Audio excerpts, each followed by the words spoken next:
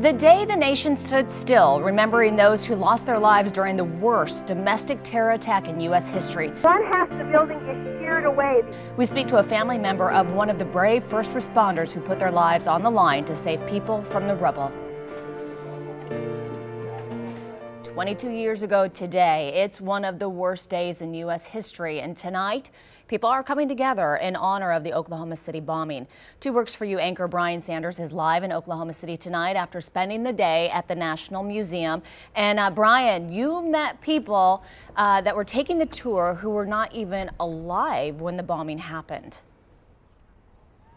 That's right. Good evening, Shara. Yes, 22 years later, it has become such a huge part of our national history that now you have a new generation of students and young adults who are only reading about it in textbooks and maybe seeing and feeling the weight of it for the first time here today. It was just as fascinating to walk through the museum and watch them react and soak up the experience as it was to watch people who do remember that fateful day.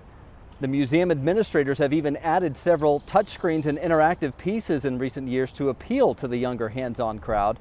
I had a chance to meet with a University of Oklahoma student whose dad was one of the first responders the morning of the bombing before she was even born. And still to this day, he doesn't like to talk about it, but he really likes to remember it. And it really is kind of humbling to see like what especially the first responders had to do and what they had to go through and just help those like poor victims. 168 victims. The chairs are set up to remember them just over the reflection pool. An estimated 700 survivors. Coming up a little bit later on in our 6 o'clock newscast, we're going to hear from some first responders who are now using the education from the National Museum as part of their curriculum before graduation. Shara.